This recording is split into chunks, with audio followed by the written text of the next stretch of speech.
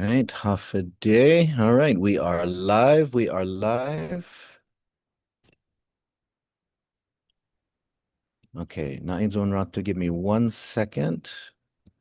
Let me just test everything and then check everything to make sure that we are live everywhere.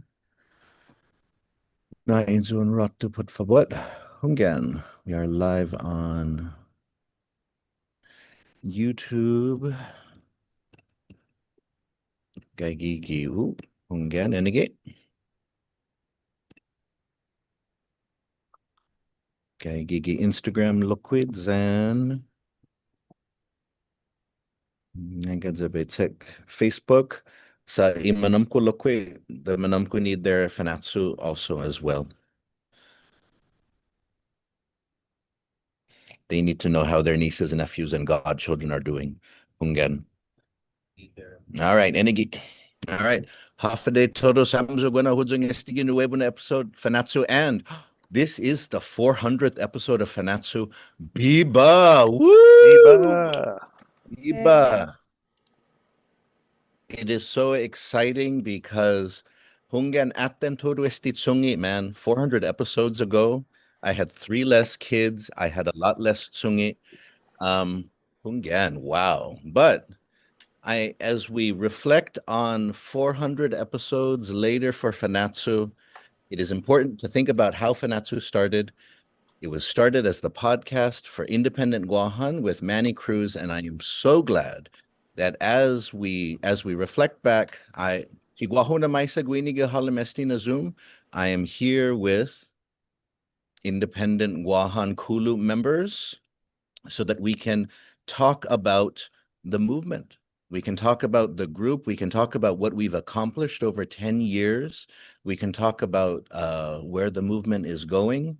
We can laugh, we can cry, we can share some recipes for Kelagwin Bernardo.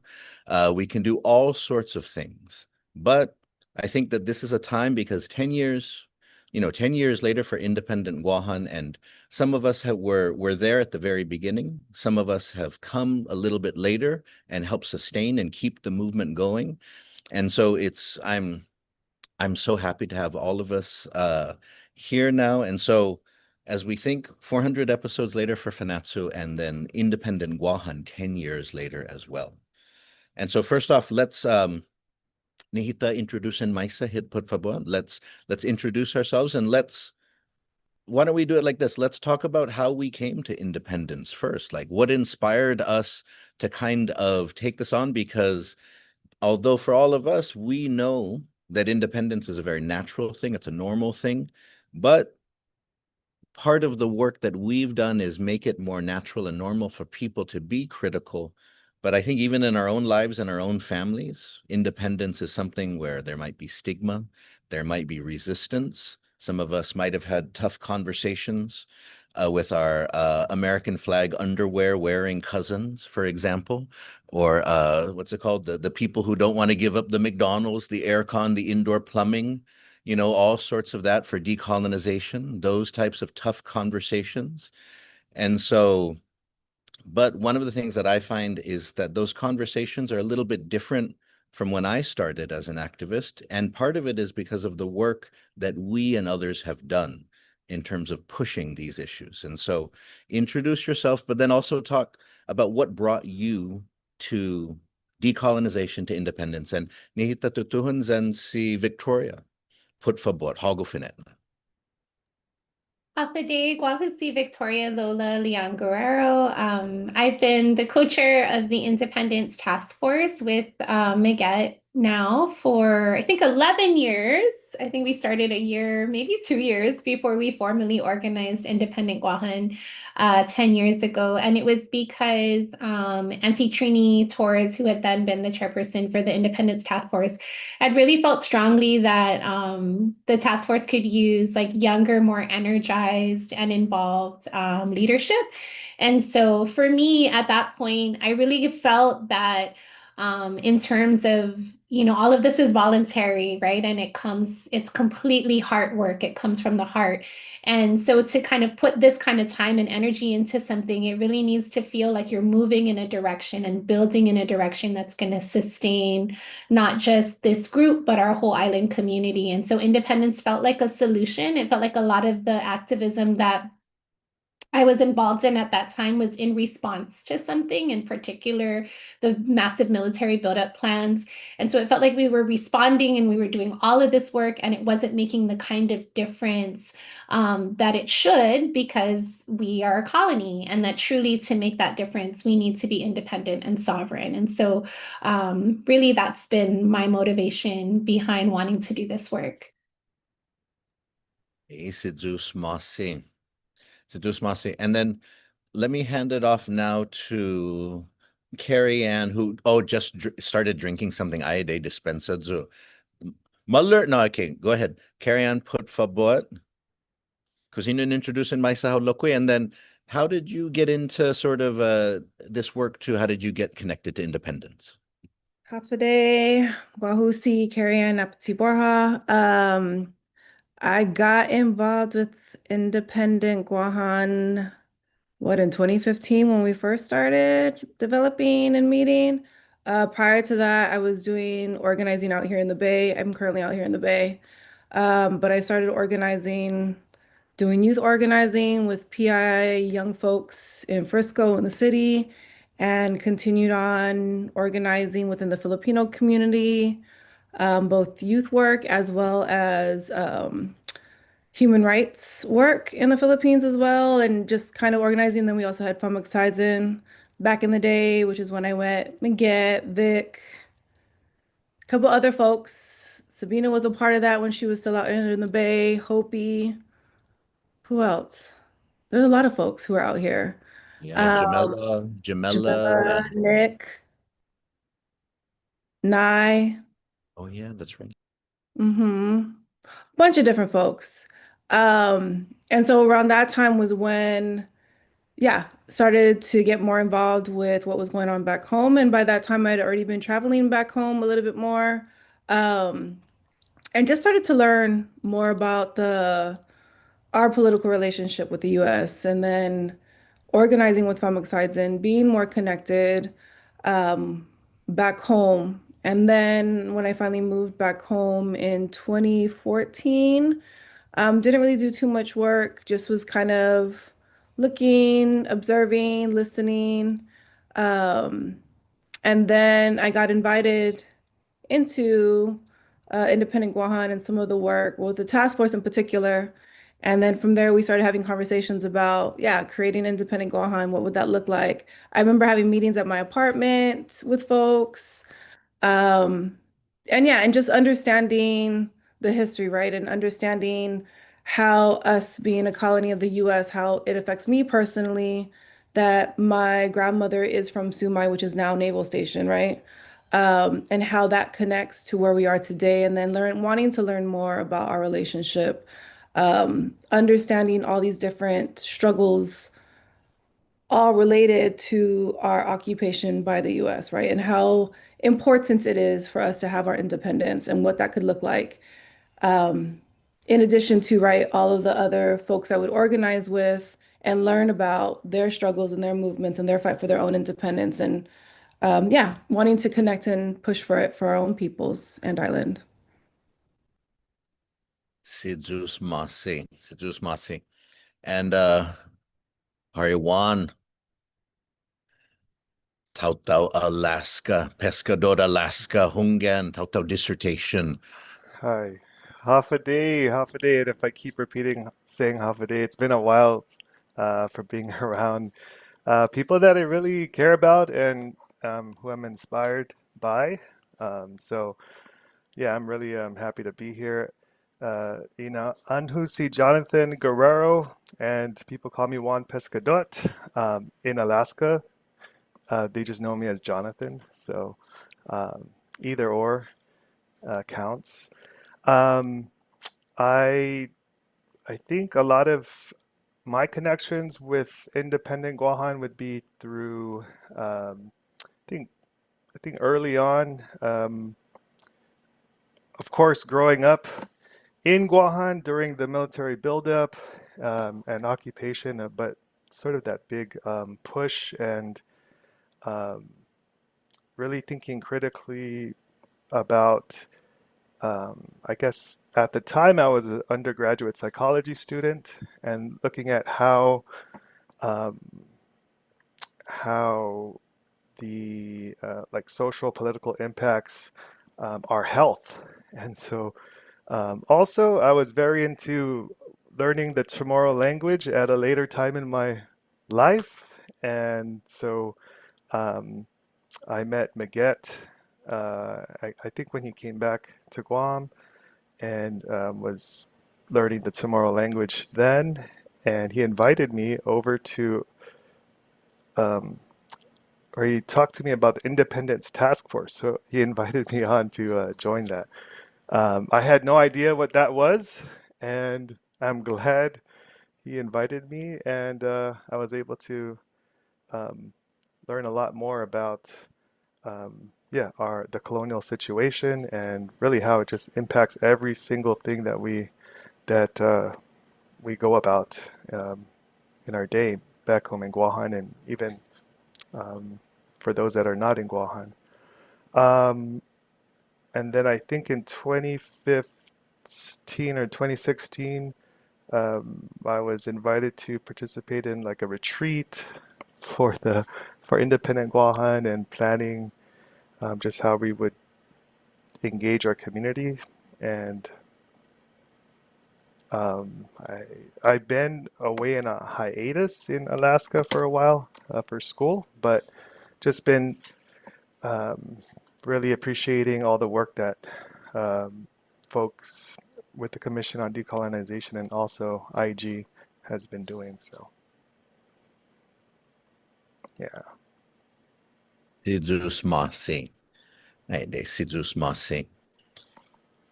All right, let us pass it off now to Corona, and I'm the only person who calls her Corona. See, Tiara, Hungan. Okay. See, at sort of the most famous optometry school on the West Coast, UCI, Hungan. Off a day, everyone. Wahoo CTR Napati. I'm zooming in from University of California, Irvine in Southern California, but I have been connected to Independent Guahan from afar most of the time, except for when I get to go home in the summers.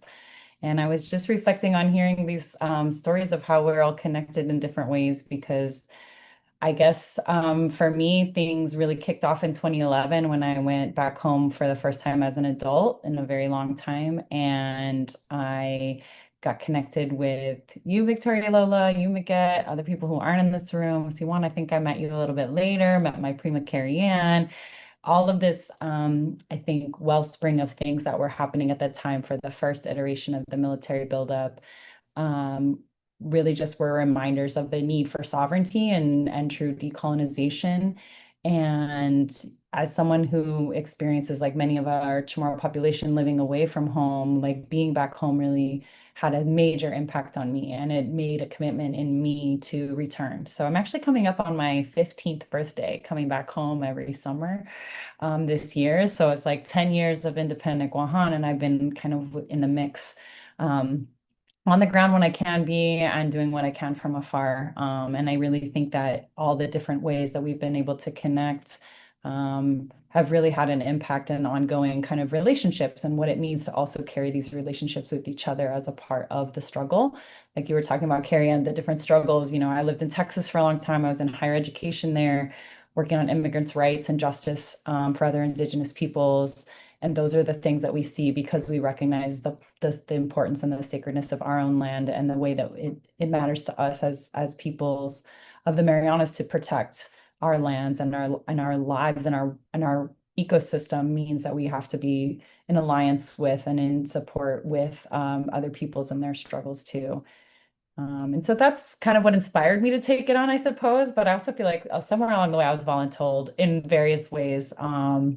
Definitely, that's something maybe we could talk about later about that came up for me for like our delegations to the United Nations Like sometimes those kinds of invitations feel really big, and it's a big responsibility to carry, but it's one that our people have carried for decades. So I think it's a real honor and a privilege to be a part of this work, to continue to just remind us of what we already know, which is that sovereignty is the way, and that's really only going to come from true, genuine security and independence. So that's it. Oh, Sidus Masi. And now, i-último na tao, gi-esti na fila na introduction, si Josh, por favor, Josh, cosinyo na introduce in my saho. All right. Buenas and day, Trosamzu. Guahosi Josh Laurenti. I'm a co-executive director at Guåhan Sustainable Culture and a member of the Independent Guåhan Kulu since November of 2024. I had a long, winding road to independence. My time coming up in the public school system here, decolonization was never something that I heard, much less, independence. And it really wasn't until I moved out to Portland, Oregon for college that I really started to wrestle and grapple with these issues. Because my freshman year of college, people would say things to me like, "Oh, Guam sounds like a nice country. What's it like being an international student?" And like all these questions really shook me to my core and really questioned, really fundamental elements of my identity and, political identity. And so I switched majors from engineering to political science, trying to understand the issue of decolonization and global issues of sovereignty. And after 10 years in Portland, I was working as a community organizer. Started to feel this real pull in my soul. Being a committed community organizer, trying to support my adopted community in Portland, working on issues there. But my heart really being here, home in the Marianas, and wanting to really find a place and a way to contribute to the sovereignty movement, to our independence movement. So in February of 2024, I moved back home. And the first thing I did, like the first event I went to, was Lukau Fua, the ceremonial hike down to Fua Rock, the site of creation in Chamoru mythology. And it was really like an affirming welcome home kind of moment, and ended up meeting a lot of the people that I'm blessed to be in community with today. And yeah, in 2024, I was campaigning for Angela Santos, who was running for senator.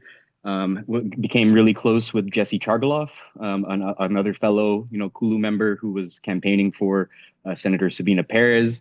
And I remember standing with him outside the museum, and I just asked, like, how can I support? How can I be more engaged? How can I be more involved in helping lead this independence movement? And was very graciously invited into the Kulu, and have not looked back since. And just like Lola said at the beginning, we all have full-time jobs and communities of work that we belong to, but we still find capacity to contribute to this work as Independent Guåhan, because it's just so interconnected to so many of the issues that our people are facing today. And really appreciate being here with you all.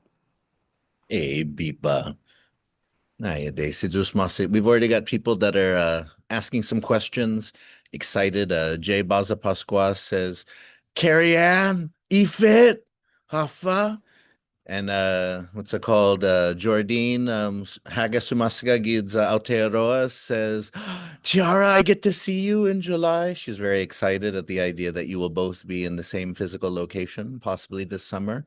So we've got some excited people that are excited to connect virtually or in person this summer. But I do want to share real quick, because we were talking about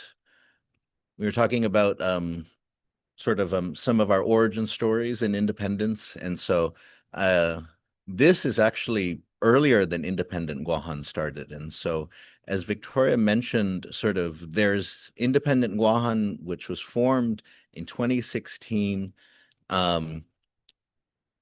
As the community, like a community group, but the Independence Task Force has been around since the late 90s. And different people like Trini Torres, Antonio Artero Sablan have been the chairs for the Independence Task Force. And so before Independent Guåhan, the Independence Task Force was around. And so this was something, man, I can't even remember when this was. but you can see there's Victoria and there's Juan. There's si Juan Pescador and there's AC Corona. There's Chiara right there, and there's me, and I can't. There's actually and there's Sumahi, Hey, and then Rachel's you in can there see too. Situan.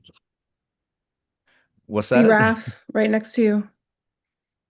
Yeah, Hungan. And so you can see there's Situn Antonio, si Tan Trinidad. There's Antonio and then Trini there. And so this was a beach cleanup. And I think Juan, this was your idea, right? To have a beach cleanup.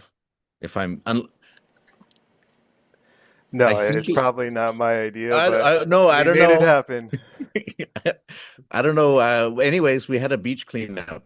It happened. Yeah.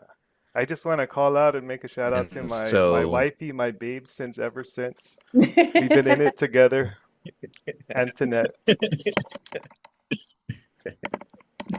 Sorry. and so it's it's funny because I think Carrie Ann, you might have mentioned this was like one of the first meetings where we were brainstorming what independent Guahan would be about and would be like. And Carrie Ann, you were kind of taking the lead at that time in terms of um helping us imagine kind of the committees that we would have and how to organize and structure the work. Yeah. It was the planning or the because it was our retreat, right? And that was Mhm. when we came up with the mission, all of our things. And it was me, Siken, Malikam, and Keisha. Us four were the ones who would meet pretty frequently to plan out the whole retreat, the whole entire time. Um, yeah, and then it took place at Mel's house, right? Was it Mel's? And Again. Malolo. Yeah, Yeah, yeah, Mel's yeah. mom's house. Yeah, Mel's July mom's house. 3rd, 2016. Mm-hmm. Mhm. Yes. And yeah, and we were planning it. And I think, yeah, Malik Cam was pregnant with Mali now, with our girl. And then, yeah, this photo was of us looking at some of the old artwork from the previous task force. Because Mhm. who gave you the box, cousin? I think that was from Jan Furukawa. Mhm. Yes. Oh, yeah. And so this is us looking at all of it. But I remember at this retreat was when we came up with the mission. We We broke into our committees. The committees were introduced. Yep, that's it right there. And then the pictures on the left were the flag. So one of the activities that we did at the retreat was right? When we think about independence and what it would look like for us as a sovereign nation, what does our flag look like? Mhm. And I know within the planning, the retreat planning committee, one of the things we were talking about was like FESPAC had just happened. So this meeting happened after FESPAC. And I remember us talking about Kanaki, how the flag that they have is actually their independence flag and the representation that each part of the flag, what it means for the people in Kanaki. And so the activity we had was breaking up into, I think, groups of three, and then creating our own flag for independent. What would an independent Guahan's flag look like? And so those are the images that are to the left of the mission statement that we did. Um, but it was a great retreat. I think it was a great retreat. I'll let other folks speak to it on how it was. Um, Oh, yeah. it was good. And I think yeah, we had a I think this was like the first public event that we had too at that Yeah. time. We just had sort of a independence event at the lecture hall at Mm-hmm. UOG. Yep. We had some other kind of community listening sessions ahead of it, but I think this was like the first kind of public event that we had. Yeah. And so Oh, yeah, it's good times. oh yeah. And so we have some questions that have already come in from people. And so thinking back over 10 years, because across those 10 years, Independent Guahan has organized and helped organized protests, concerts, conferences, teach-ins, general assemblies, workshops, murals, art events, like everything. And so is there anything that sticks out to you in your mind though in terms of what has had like a big impact? So that's one of the questions that has come in. What in your mind um has had has kind of had a big impact? Um who would like to go first? Mm. Man Hamzu Toru. Everyone's very Chamorro all of a sudden. Everyone's like, can I move to the back of the class?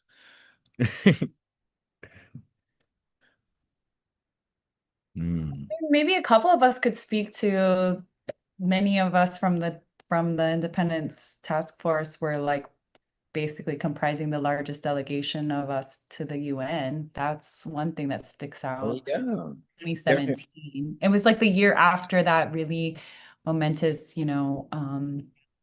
I guess coming together, right? Like having the retreat, and then like within a year, the largest delegation of Chamorros at the decolonization meetings at the United Nations. I mean, there's so much has happened, so it's kind of hard, but I was like maybe sticking kind of to in the early timeline. Because that stands up to me like a lot of us that went, those that stayed back but helped prepare testimony and us just meeting up in New York with everybody. I don't know if you have That's a a, picture that we get. oh yeah. Oh yes. That's a good one because that was the largest because Chamorros have had been going to the United Nations since 82, oftentimes in smaller groups or as single individuals, but then in 2017 in response to North Korean missile tests and threats and then returned rhetoric from the Trump administration, sort of Independent Guåhan helped to organize the largest delegation.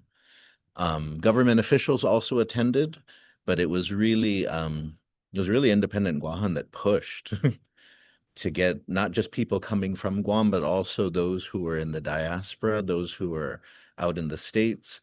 And so, yeah, it was exciting. And does anyone want to, I know, does anyone want to speak to this? I know, Carrie Ann, you were there. Victoria, you were there. And so, Victoria, would you like to share? Because I know you also didn't. It wasn't only testifying at the fourth committee because that's just like a few minutes, but it was also meeting with like delegations. You also met. You went to sort of meet with countries in their missions and so on. And so, talk about this experience because this was a big moment. Yeah, no, this was a really big moment in terms of there was a lot of attention at the time because North Korea was threatening to bomb Guam. And so there was a lot of media attention on the island, and the UN was more familiar, I think, with our situation in the moment. And so it was a lot easier for us to schedule meetings with ambassadors. And at the time, the chairperson for the fourth committee, or the Special Political and Decolonization Committee, who was from Venezuela, was really open to meeting with us and working to amend or to edit the amendment in that dealt with Guam, really pushing for like a visiting mission to come to the island. And it's really rare at this point to change the amendment. And we had like worked and had a working session with him and his team to like redraft stronger language. This is also a governor went. So Governor Eddie Calvo is not in this photo, but he did also go. And so, yeah, I think that it was an interesting time where, activists and government leaders kind of came together to make a really loud statement at the UN. And I think, Melvin now in his capacity as the, executive director for the Commission on Decolonization has really continued the UN work and made sure that a lot of, I think, that experience and like working with ambassadors and working on the amendment, like he's really done a good job of kind of keeping that work up. Um, but I think on the ground, like when I think about the impact of Independent Guåhan here in our community, I think that now more than I had ever experienced it growing up. Independence is not so terrifying, and I think that the work of independent Guahans to really engage with people in many different ways beyond just kind of like the standard lecture or debate, but rather to really incorporate art and music and expression and reconnecting with like our culture and with the spirits of our ancestors has been really effective at creating communities of people who may not be like entirely sure if independence is the option for Guam, but it's so much more inviting to kind of consider it when you can kind of enter these spaces where people can express themselves and ask questions. That first retreat, we were really organized. Carrie is very good at organizing. And initially, the idea was to just have a consistent space for people to come and engage with us and to have educational discussions. And so, initially in those first few years prior to COVID, which disrupted this, every month at Chamorro Village, we would have what we called were our general assemblies. We would do an educational discussion or presentation for 20 minutes on a topic every month. We would honor someone from our history that we called our Mega Tao Tao, and invite their family members to learn more about them and how they're connected to this movement. And then we would break into small group discussions, and in that way, everybody had a voice or was able to ask questions or engage. And so initially, that was really effective. And then after COVID, we had moved that online. And then since then, we haven't been able to have as frequent gatherings, but we've still been engaging our community in ways that are responsive to current issues or that really intend to create new spaces for expression. So I think like when you think of those kinds of efforts, it's really led to like an entry point for people into the movement. And many people have, sort of organized with us in different ways or come to our events and then from there kind of become more engaged in activism in their own way. But I think Independent Guahan has a lot to do with that, with sort of the growth of activism within our community. Oh, seduce Masi. I think that's Hugof comfort me now that it definitely the lecture approach or the idea sort of, the even sort of just sort of the activist protest approach or the scholarly approach, both of those leave out almost everybody. And so sort of by making it sort of like this community family approach, it opened it up to so many more people. And so Juan, I see Hongan. Yeah, sorry, I'm actually piggybacking on Vicky's point as far as art and um, yeah, art reach.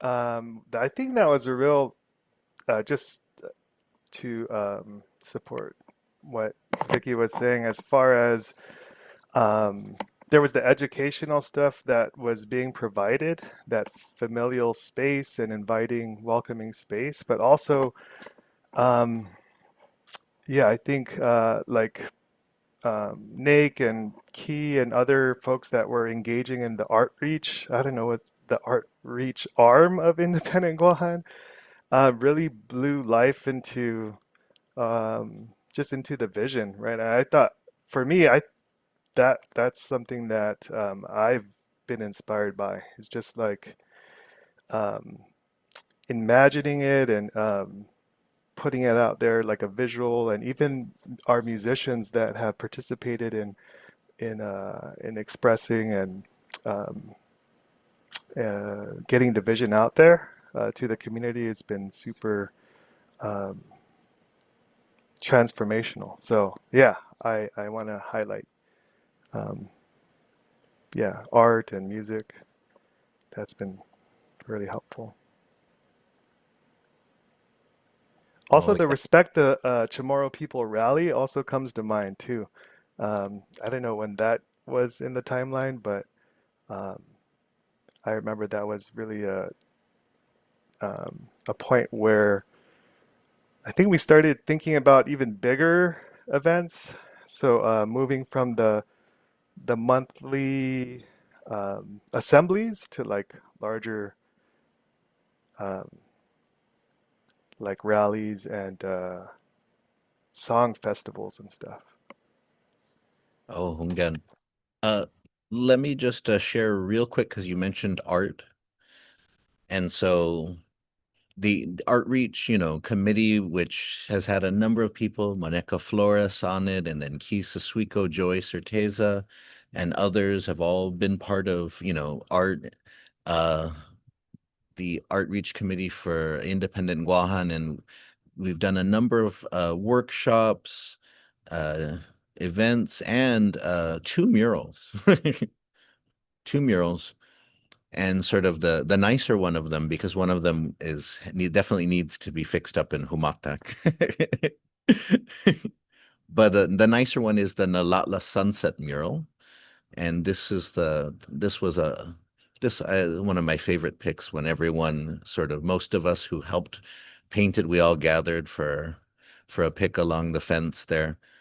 But it's still up, and I don't no one's graffitied it, which amazes me up until today. And so it's a gorgeous design by Gef Pogonai Bidanya si Zabi. And so that was always something that was really nice about independent Guahan, was what artists like Joey and Key and others brought into it, in sort of bringing their work into it, and then how we were able to put that on t-shirts, on murals, and in other ways. And so absolutely, absolutely. Now, Juan was also bringing up the larger issue of Respect the Chamorro People Rally concerts and stuff like that. Does anyone want to kind of jump into that, or does somebody want to take the conversation in another direction? I can get some images ready if for whatever people want to talk about.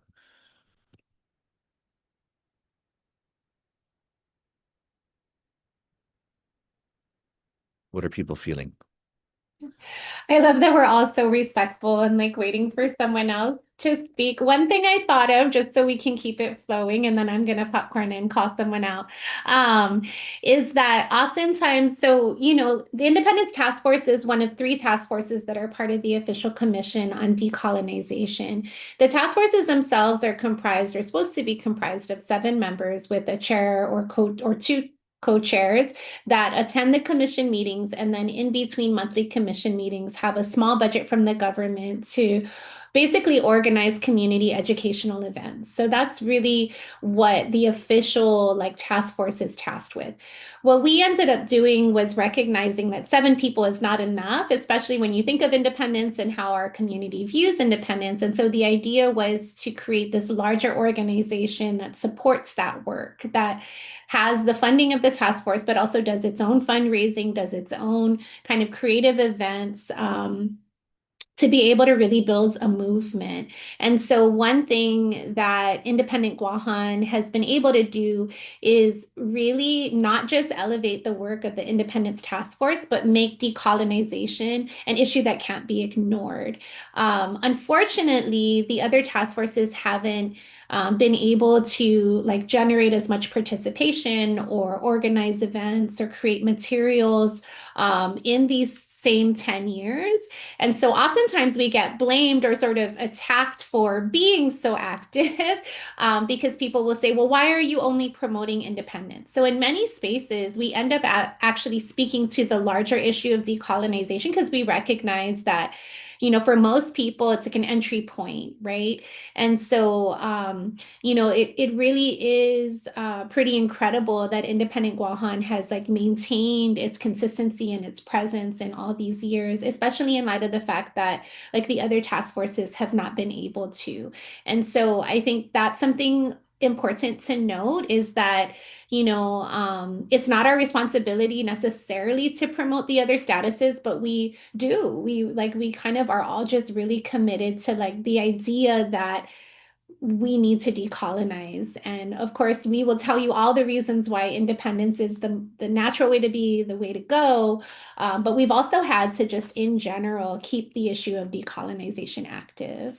Mm-hmm. No, it is so true. It is so true.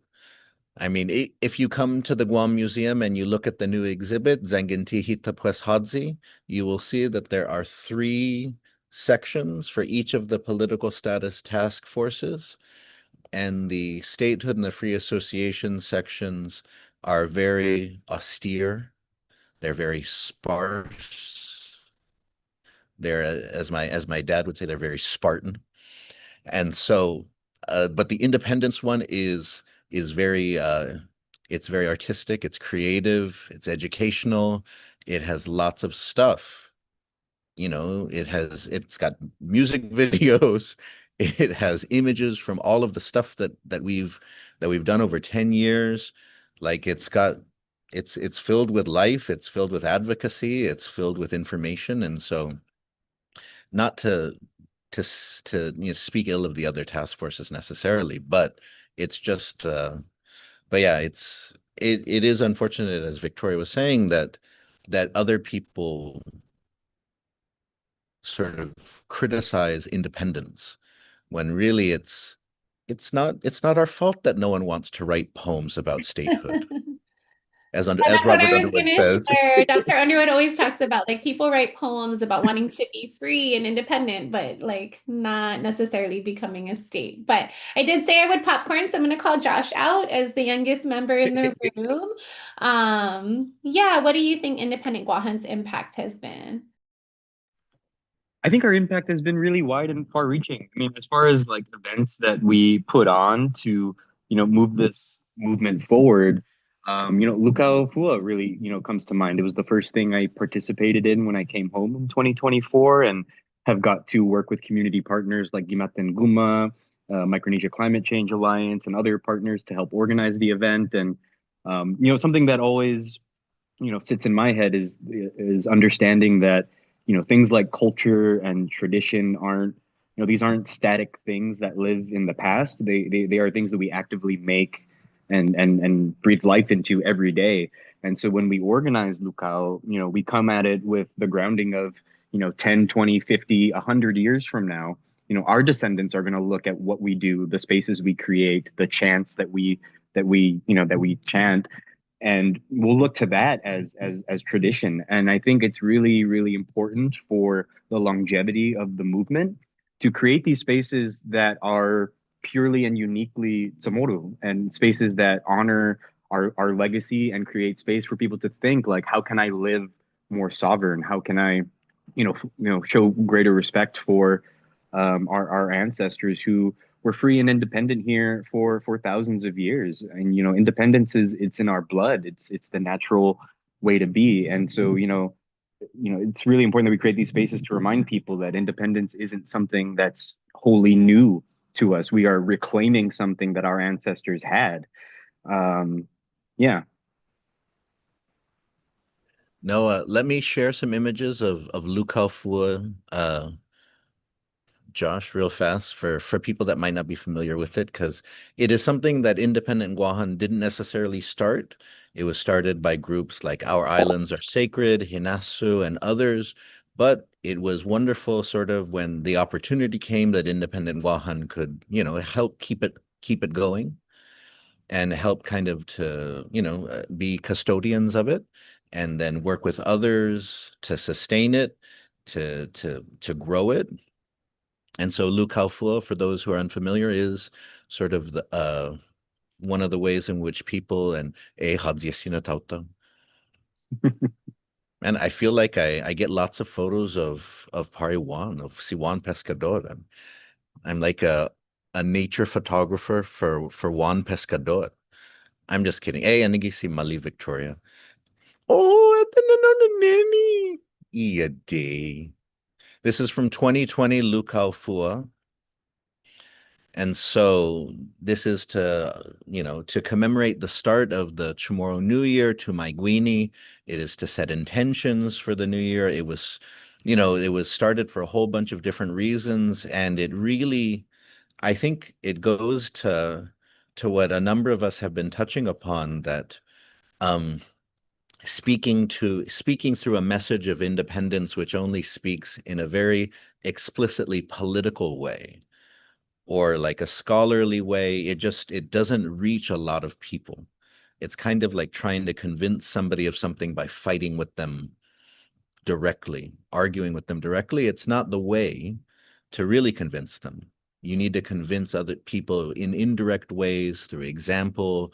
You need to find other ways of doing it. And so one of the things I think that a lot of people have kind of found inspiration from Independent Guåhan is that we have taken on or supported efforts like Lu Kaufua, or even we I remember in 2017 and 2018 we took on workshops where we helped war survivors and their families um, complete their claims for compensation. And it was something that was done to kind of just because it's like we respect our elders. This is an injustice, but you know, this is also a community need. And so those who think of independence in this very narrow way, it's crazy, it's impossible, this and that, you open up their minds when they see advocates for independence saying, we respect our elders. You know, we're creating a space in which we honor them. And so that's why I wanted to talk real quick though, because one of the things that I think has had a big impact, and I wanted to get everyone's feedback on this too, is the MAGA Tautau. One of the things, especially, it was mentioned before that during the General Assemblies, in the past, we would always honor different individuals and invite their family, and we would talk about what they had done. And this was really something that helped inspire people to see their grandparents, their aunts, their uncles, their neighbors in a very different way. Because somebody, they might have seen their neighbor as like, oh, you know, she was just a Chamoru teacher, or oh, she was just a Tetsa, or oh, just a business person. But then when you talk about them as somebody who led their community or inspired or was a pioneer in this way, it really kind of opens them up to think in a new way. And so I wanted to hear your thoughts about this because this is something which I think I think it really, for me, I think it had a huge impact on opening up people's minds to independence. Just the fact that for every one of our GAs, we honored somebody, we invited their families, and then just that idea that we would say, you know, this was somebody who we should honor, and the family felt very like respected and recognized. And so I wanted to hear some of your thoughts on that. Well, we kind of started it because our very first General Assembly had come after the great loss of Uncle Ed Beneventi. And he had coined the term, or in this context, coined the term Magat Tautau to be like a Chamorro equivalent of hero. And this idea of like people who really live their life with purpose. And in this context, we wanted to honor people who in their lives had either through the work they did or through their activism had really pushed for decolonization. They weren't all necessarily independence advocates, but either how they lived their life or what they advocated for aligned with sovereignty and independence. And so the Mega Telltale series really was, you know, first and foremost, a way of honoring Uncle Ed and him and the importance of remembering people in our history who came before us, that this is not a movement that began with us, nor will it end with us, that it needs people throughout all time always advocating for the freedom of our people. And so it's a reminder of that there are many ways that people can engage in this work, and there are many ways that people have engaged in this work before us. And then the second thing it did, as I mentioned earlier, is that family members who may not have even known these aspects of their loved ones' lives would come to the General Assemblies and learn about their loved ones in this context, and as a result became so much more open to decolonization and independence in ways that I don't know they would have ever engaged in before. And so it was really beautiful to be able to not just honor their loved ones, but then I would personally always sit with the family members that showed up for the mega Taotao, and kind of, because it would often be new people to the gatherings, and hear what their questions were and hear what their perspectives were. And I thought it was just a really effective way to engage people we otherwise wouldn't be connected to. Maybe I'll chime in really quick because I think that that was such a cool thing to be part of on the ground when I was living there in 2021. I moved back home for that period of time, and we ended up doing the General Assemblies online. So I didn't get to be a part of the in-person, but I think that's another example of just kind of keeping the energy going and all of the following those, footsteps that people had. Because I remember we did an online series like one on sovereignty, and we're talking about water and land and body sovereignty and some of the ideas that we came up with for that series. And then we honored see, oh, I think it's your uncle Miguel, David de Leon Flores. He had like a really good quote that we put on the flyer. I looked it up earlier, and it was something like, how can you put how can you be self-governing if you don't control your own borders? And you can't control your own Yes. economy, Hmm. and you Hmm. can't write your own constitution. And just, in honoring him and like honoring his words, it was really like a reminder that like Armanumco had been talking about and living and organizing in various ways around independence, decolonization, or asking those questions, those important questions to get us to think about it. And that was at a time when we were just, circumstances and everything with COVID were online, but people were still gathering online and trying to have these conversations. And I think maybe that's in the spirit of the podcast as well, to just carry those messages forward, but always looking back at like, okay, what's the guidance there about, people and what have they shared with us before, and just learning so much from working to figure out how to honor their work and follow those principles and that purpose that they have for their lives. So yeah, it was really cool to be a part of that. Oh, Biba. I'd like to share an example with okay, I might be my memory might be off a bit, but I remember we did a session down in Malesu for Jose Tonko Rages. What did we ever do that? Yeah, I thought that was yeah, just a real awesome. So with that, I did have someone I was working with at DOE, and just inviting them to the event, and they just really lit up, right? Just to see that their village, their relative was being honored, right? And even getting more into the story. So um, yeah, I just wanted to point that out, just the beauty and the connection, and us even going down there. It was really powerful. Just to highlight just the a story, yeah, the story of the liberation of Chamorros, that doesn't get told as much as we want it to be, right? And so, yeah, I think, yeah, thanks for helping me remember um, that assembly. No, no. Yeah, Malefico Padeno Loqui Pairi. It was cool. It was Yeah. good. And oh, we've got a bunch of comments that have come in and dispensadzo. We're gonna get to at least one question before we close though. But we've got Callan Perez, who she noted Sidusmasi para torui bidan midzu, senagredesi hamzu. That's from Callan. And then she wants to note, though, because we've been talking about Magat Tautau, she says it was so special to have my dad be honored as a Magat Tautau. His siblings came to the GA and they were able to hear about the movement there at the Chamor village. It was such a special moment. And so it really, it really speaks to kind of what everybody, because I knew so many people who knew Dr.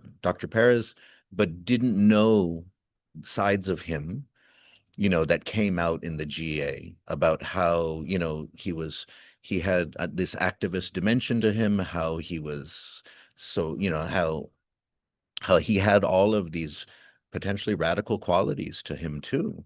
And that there was some people who, to hear that about him, they were amazed, they were challenged in their perceptions. And so the more that we could create those spaces where people learn that, I think Corona was to your point there, that these radical tendencies, these critical tendencies, they're in our families.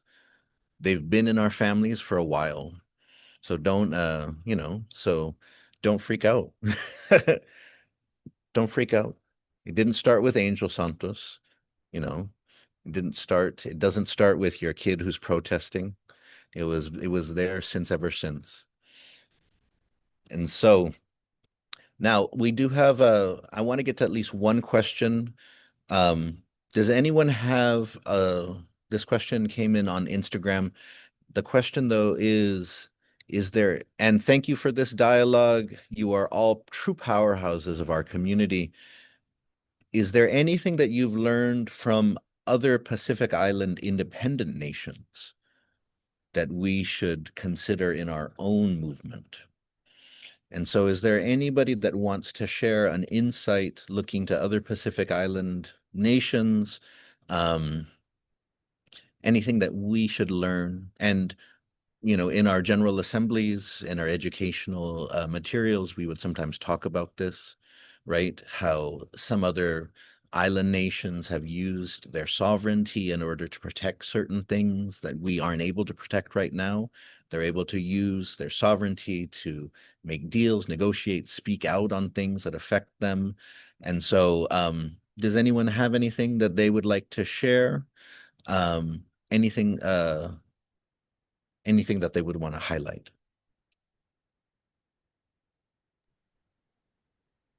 Only because this was the aspect of the GAs that I was in charge of. But every General Assembly, we featured a different model nation. And I think one that because we have 2 minutes, that I would point out is the idea that like Singapore drafted a constitution and it didn't work, and they drafted another one again. And this idea that like one, because we have been colonized for such a long time, and so much of the world has decolonized, we have many models to learn from, and we've definitely explored that.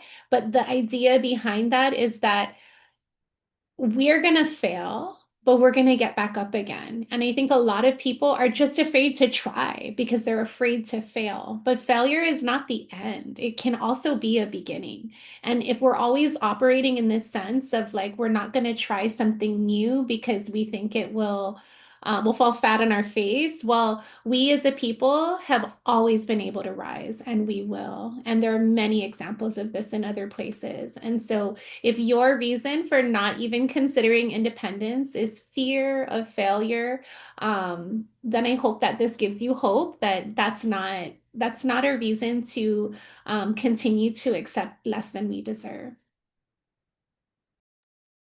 Si Deus mas carry on, por favor. Oh wait, were you just saying Biba? Were you just saying Biba? Oh, pinaloko na and hahatse kanay mo taiguini guaho pago. Oh my goodness, I got alerted again. Okay, all right. Anyone else wanna share on that question? But that was a great answer there. Okay, I want to give we can go a little bit over if people are able to stay. I want to give everyone a chance to share some final thoughts if they would like to. Because yeah, I think words of wisdom that you have, because I can tell you from my perspective, a while ago I was young as an activist, lo pogo atani batbasu. Now esta kumeke bihudzu. Now, as my children remind me, as my back reminds me, esta bihudzu. And so, no, go ahead, if you've got to go.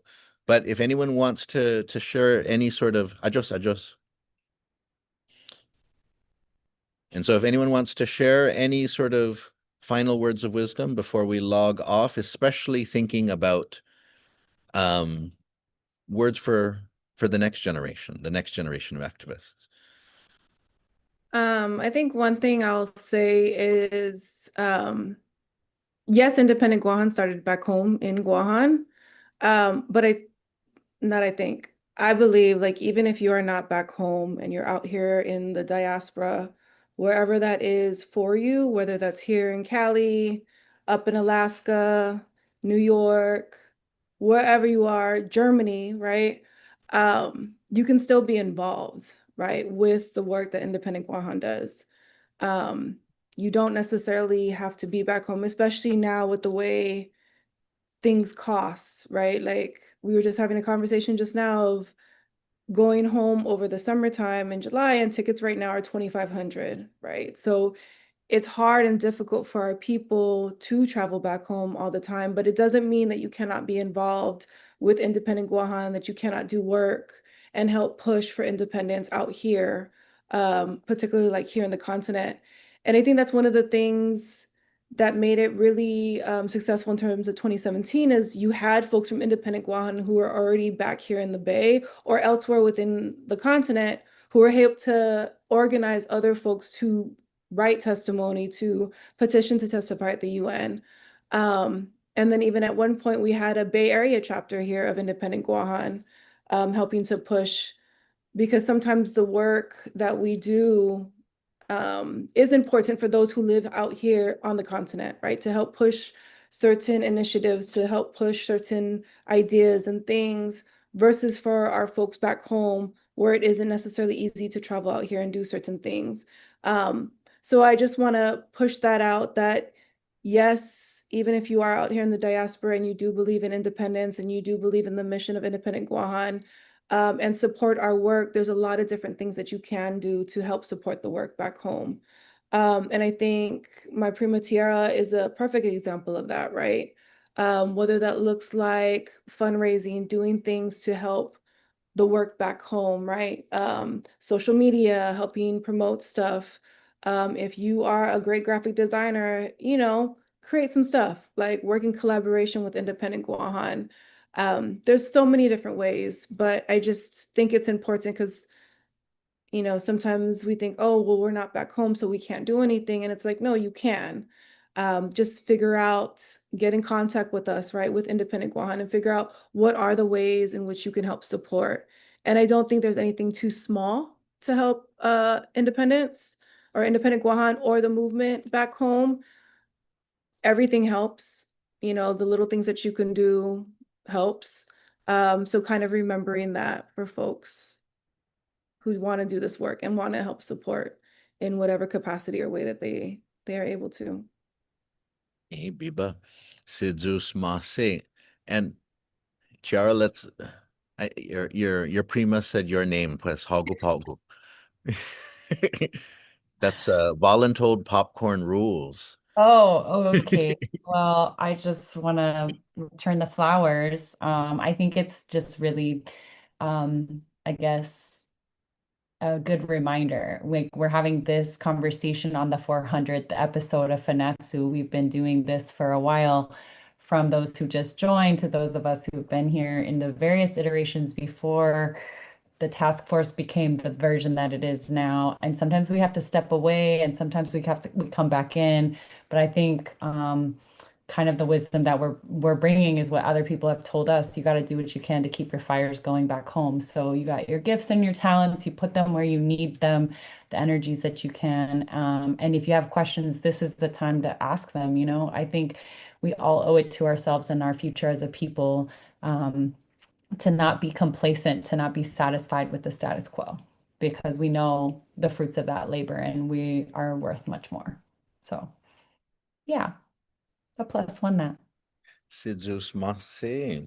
Sidzus Mase Corona. And then let's hand it off to Juan Pescador. Josh, I'm making you go last, so nalistuhaw. So make sure you must met good na, he must met good. You must not matak nga na. It's got to be the best because you're going last. Okay. Juan Pescador. Yeah, sorry, Maget, what was the prompt question? There's I just needed a absolutely no, visual. there's, Sorry. Words yeah, of wisdom, Telu. just Oh, words of wisdom? Oh man, let it I don't know be. about Sota let it be. par, sota prim. Let it Yeah, be.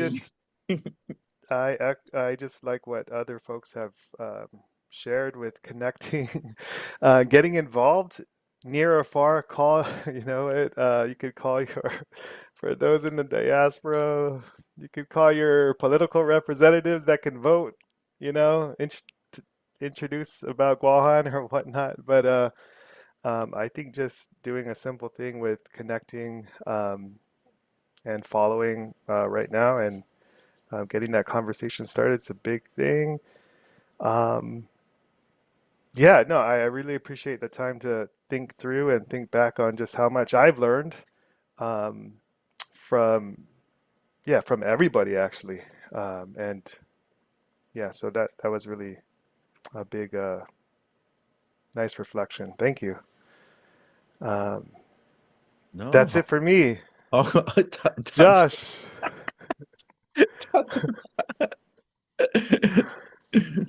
Tadzagwa, it's absolutely no pressure. It's Okay. your final closing thoughts. So, and Adios. you were the second to the last, so you're okay. See, Josh y último, pues the pressure is on. No, I'm just kidding. But Pablo y Yeah. último, so si dus masi, Josh, si dus masi one. Yeah, I guess, reflecting on 400 episodes of Fanachu, 10 years of independent Guahan, I think a reminder that I would want to leave our listening audience with today is a reminder that, sovereignty, like every other human right, is something that can never be taken away from you. It can be violated, but it can never be taken away from you. It is inherent in you as a human being on this planet. And I think oftentimes a lot of us fall into repeating the narrative that colonialism took our sovereignty away from us. And I think what we really need to be pushing for is a cognitive shift, a narrative shift in understanding that our sovereignty was never taken away from us. It's just been violated for the last several hundred years. And I think once more of our people recognize that we are sovereign, have been sovereign, then we can act sovereign. And from that, follows decolonization. From that follows independence. And I think the work that Independent Guåhan has always done and will continue to do is engage and educate our people to make that shift, to realize that power has always been within us. And once we have that collective understanding grounded in our people, then independence will follow. Woo! Biba! Biba! Diba. All right. Gef Pogo and now. Hey, si Zeus Masi, Hugo Fagredesi Hamzu todos. Estigi y Finakpo para este episode Finatsu. Y mina 400. My goodness. Ay, de malagos mo magunahon. I'm ready for a nap. Esta amkudzo. Where's the bingo game? Where the mangi esti mambibingo naman amko. All right. Si Zeus Masi no Hamzu, parifinaton midzu para este episode, za si Zeus Masi para Hamzu, ni ume ega za nume kung okajos, esta ki otrubiyay esta.